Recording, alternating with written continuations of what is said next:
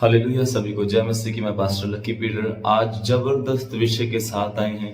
ये विषय जो आज की कलीसिया में बहुत ज्यादा चल रहा है, क्योंकि आजकल बहुत सारे ऐसे लोग हैं जो तकरीबन हर एक वीडियो में परमेश्वर के दासों की बुराई करते हैं। और मैं आप सभी को बताना चाहता हूं, आज हम इसी विषय को सीखने जा रहे हैं कि परमेश्वर के दास पास्टर अगर वो आत्मिक हैं या आत्मिक नहीं भी हैं तो क्या हमें उनकी बुराई करनी चाहिए या नहीं करनी चाहिए। इस वचन को मैं अपने पर्सनल लाइफ से और बाइबल में से दोनों में से बताना चाहूंगा, जिससे आपकी ज्यादा से ज्यादा मदद हो सके कि क्या कभी भी आपको अपने मुंह से ऐसे शब्द निकालने चाहिए जो परमेश्वर के दास की निंदा हो। सुनिए, आज का जो विषय है वो परमेश्वर के दास की निंदा करनी चाहिए या नहीं।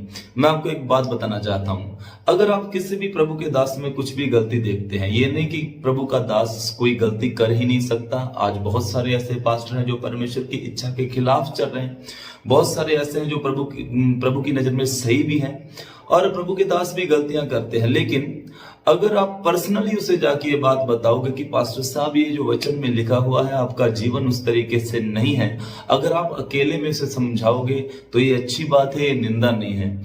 अगर आप उस प्रभु के दास को ना बता के 10 बंदों को जो कलीसिया के हैं उन्हें बताओ कि ये पास्टर ऐसा करता है, ये पास्टर वैसा करता है, उससे बाइबल बताती है निंदा।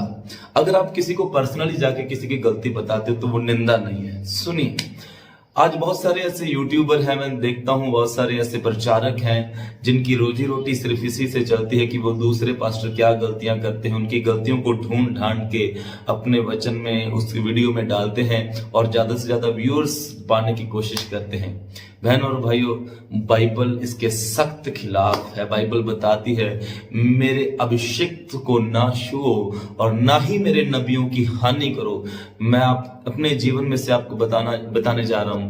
पहले मेरा जीवन भी ऐसे था, मैं प्रभु की इच्छा से बहुत सही चलने की कोशिश करता हूं, और अगर जब भी मेरे जीवन में कुछ भी मैं ऐसे पास्टरों को देखता था जो परमेश्वर की सेवकाई अच्छी तरीके से नहीं कर रहे, या जो लोभ के लिए कर रहे हैं, या जो कुछ और पाप करते हैं सेवकाई के साथ साथ, तो मैं शरेआम चर्च में उसकी बुराई करता था। जब मैं वचन सुनाता था तो मैं पास्टर का नाम ले लेके बताता था ये पास्टर ऐसा है, ये पास्टर वैसा है, क्योंकि मैं खुद को बहुत धर्मी समझता था। लेकिन उसका परिणाम क्या हुआ थोड़े ही समय के बाद मैंने अपने अंदर बहुत कुछ खाली खाली महसूस किया। मुझे ऐसा लगता था कि जो मैं वचन तो सुना रहा हूं लेकिन मेरे अंदर से परमेश्वर का आत्मा नहीं बोल रहा, मेरे अंदर से वो हैवी अभिषेक नहीं निकल रहा। मैं बहुत खाली हो गया। मैं बाइबल पढ़ रहा था, मैं प्रार्थना कर रहा था, लेकिन मुझे समझ में नहीं आ रहा था कि क्या मेरे साथ ऐसा हो रहा है कि मैं वचन सुनाता हूं तो कुछ काम नहीं होता, मुझे मजा नहीं आता। उन दिनों में मैं प्रार्थना में बैठा और प्रभु के सामने गिरा, मैं प्रभु से रोया। मैंने कहा प्रभु मुझे बता ऐसा क्यों हो रहा है, क्यों ऐसा हो रहा है कि मैं जब वचन सुनाता तो मुझे कुछ भी अभिषेक और आपकी सामर्थ, आपकी उपस्थिति महसूस नहीं होती।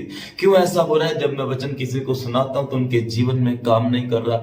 मैं 2-3 दिन दुआ में लगातार बैठा रहा, और 2-3 दिनों के बाद परमेश्वर के आत्मा ने मुझे बताया क्योंकि तूने मेरे दासों की निंदा की है, इसलिए मैंने अपना हाथ, इसलिए मैंने अपना अभिषेक तेरे ऊपर से उठा लिया है।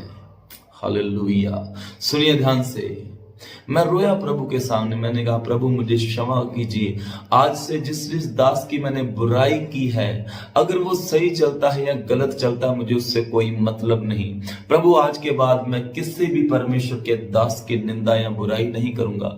आप में से बहुत सारे ऐसे लोग होंगे जो इस वीडियो को देख रहे हैं जो बड़ी आसानी से बोल देते हैं ये पास्टर तो ऐसा है जी, ये पास्टर तो ऐसा है। मैं आपको एक वचन बाइबल में से बताना चाहता हूं।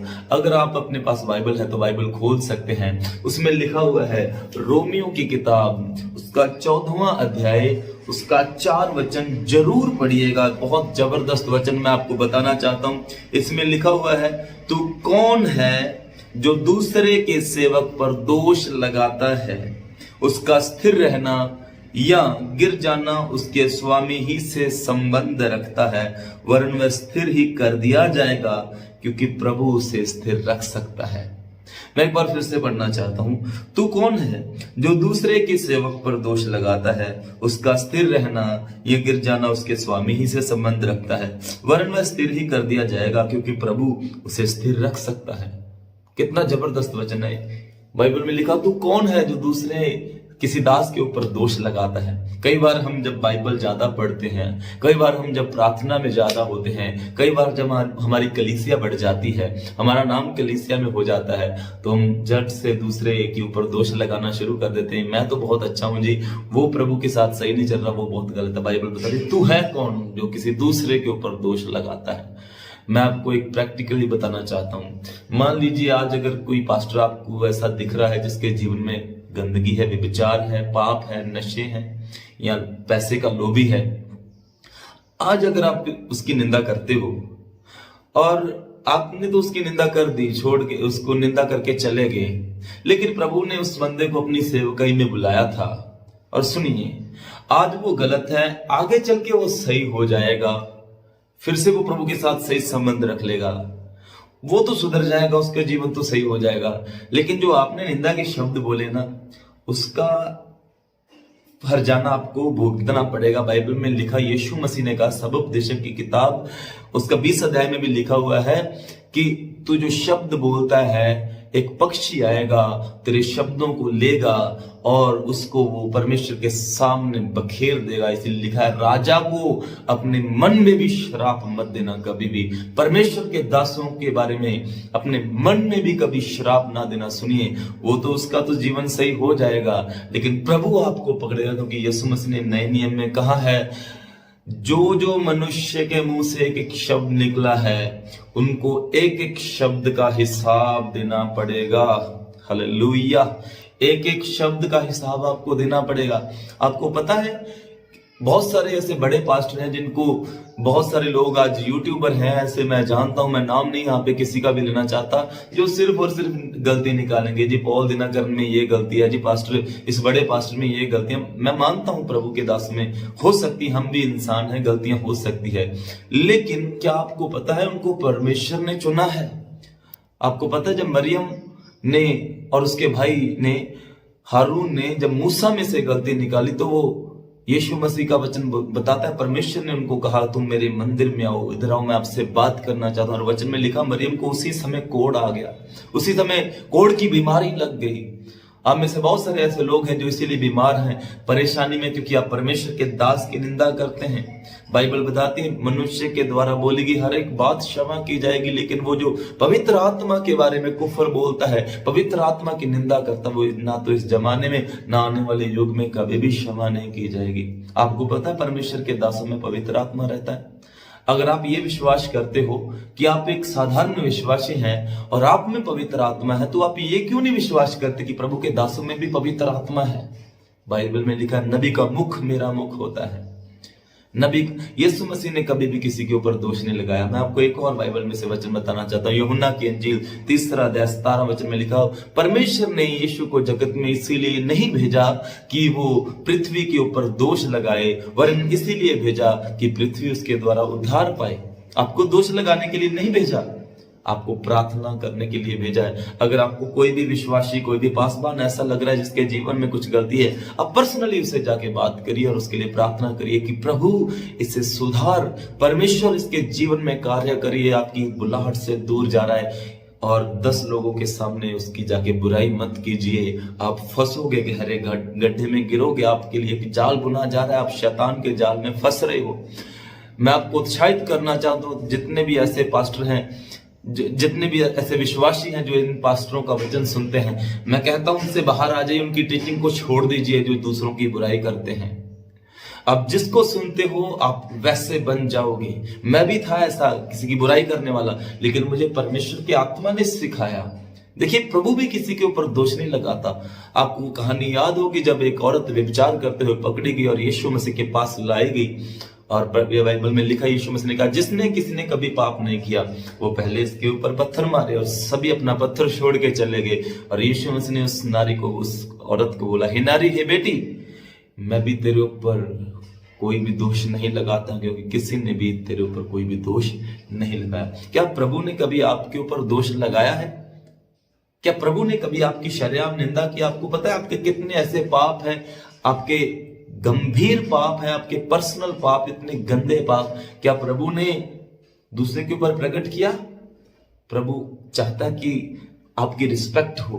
परमेश्वर चाहता है कि आपकी इज्जत हो। प्रभु आपसे इतना प्यार करता है और कितना अधिक वो अपने दासों से प्रेम करता है। आपको पता है आपके पास्टर कितनी मेहनत करते हैं आपके लिए।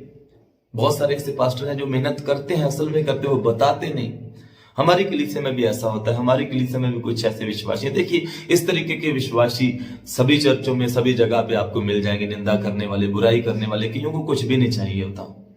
मैं आपको एक बात बताना चाहता हूँ। एक बार मुझे फोन आया MP से, और ये जो वचन मैं अपलोड करता हूँ नेट के ऊपर, और इसी को सुन के किसी ने मुझे फोन किया और कहा कि मैं MP से बोल रहा हूँ। 40-45 साल की उसकी उम्र थी और उसने काफी प्रभु की अच्छी अच्छी बातें कर रहा था। और मैंने पूछा कि भाई आप किस चर्च में जाते हैं? उसने कहा पास्टर जी मैं किसी भी चर्च में नहीं जाता। तो मैं बहुत हैरान हुआ। मैंने कहा आप इतनी अच्छी अच्छी बाइबल में से बातें कर रहे हैं और आप चर्च क्यों नहीं जाते, क्योंकि आपको नॉलेज है?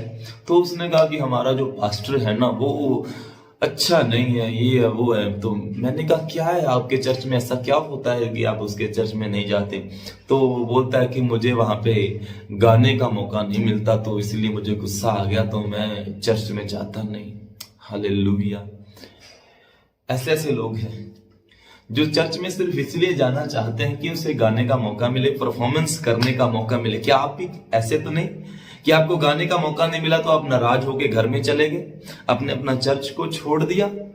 आप वहां पे गाने नहीं जाते, आप वहां पे आराधना करने के लिए जाते हो, आप वहां पे परमेश्वर का वचन सीखने के लिए जाते हो। अगर आपको कोई गाने का मौका दे रहा है, ठीक है, अच्छी बात है। नहीं भी दे रहा तो आप किसी को दिखाने के लिए नहीं, आप परमेश्वर के सामने पवित्रता से चलकर उसकी आराधना कर रहे हैं। जब आप वचन सुनते हैं, अच्छी तरीके से अपने जीवन में लागू कर रहे हैं, तो आप प्रभु की आराधना कर रहे हैं। अगर आप अपने कामों के द्वारा परमेश्वर को प्रकट कर रहे हैं, तो आप परमेश्वर की सच्ची आराधना कर रहे हैं।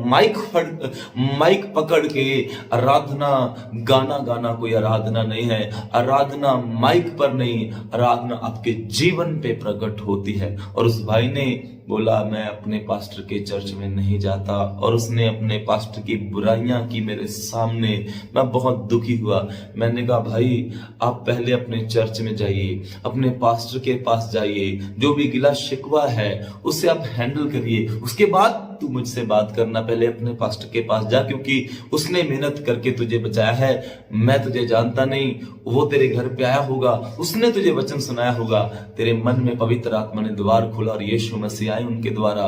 इसीलिए अपने पास्टरों को कभी भी मत छोड़ो। हालेलुया। सुनिए, मेरे चर्च में भी ऐसे लोग हैं जो निंदा करते हैं, और बहुत मुझे दुख होता है जब इन लोगों को सुनता हूं कि वो ऐसी निंदा करते हैं। हालेलुया। बाइबल में एक और वचन मैं आपको बताना चाहता हूं, आखिरी वचन है, ध्यान से सुनिए। अगर ध्यान से सुनोगे तो कभी भी आज से परमेश्वर की निंदा नहीं करोगे, परमेश्वर के दासों की निंदा नहीं करोगे। इब्रानी की किताब 3 अध्याय उसकी 17 वचन लिखा, अपने अगुओं की आज्ञा मानो और उनके अधीन रहो, क्योंकि वह उनके समान तुम्हारे प्राणों के लिए जागते रहते हैं, जिन्हें लेखा देना पड़ेगा। हालेलुया। आपको पता है परमेश्वर के दास आपके लिए कितनी बार दुआ करते होंगे? शायद सारी सारी रात जाग के आपके लिए दुआ करते हैं, क्योंकि उनको लगता है कि हमें परमेश्वर के दासों को अपनी कलीसिया का लेखा देना पड़ेगा। आत्मिक रूप से और संसारिक रूप से परमेश्वर के अच्छे जो दास होते हैं वो अपनी कलीसिया से प्यार करते हैं। हालेलुया। और कभी भी अपने मुंह से ऐसे शब्द मत निकालना, क्योंकि परमेश्वर का आत्मा एक शब्द का हिसाब लेता है। हालेलुया। आज के बाद निंदा बंद कीजिए। जब आप निंदा बंद करेंगे, परमेश्वर आपके लिए देखिए रास्ते खोलना शुरू कर देगा। परमेश्वर आपके जीवन में बहुत कुछ करेगा। आज मैंने आपको एक कलीसिया की बेहद गंभीर गलती बताई है। अगर आप में भी कोई ऐसा है तो आज ही अपने घुटनों पर आइए, प्रभु से क्षमा मांगिए, प्रभु से बोलिए प्रभु मुझे क्षमा कर, मैंने तेरे उस दास की बुराई की है। प्रभु आज मैंने वचन में से सीखा है, आप नहीं चाहते हम किसी की बुराई करें। पछतावा कीजिए और प्रभु के सामने अच्छे हृदय से आइए। अगर आप इस वीडियो को देख रहे हैं, अंत तक देखिए। अपने हर एक दोस्त को, मित्र को, खास करके उस बंदे को जो बुराई करते हैं लोगों की, मसीह के लोगों की, यहाँ तक कि विश्वासियों की भी बुराई करना छोड़ देना चाहिए। अगर वो बुराई करते हैं उन्हें से ज्यादा शेयर करें, और प्लीज इस चैनल को सब्सक्राइब करें। परमेश्वर आप सभी को आशीष दे, बरकत दें। सभी को जय।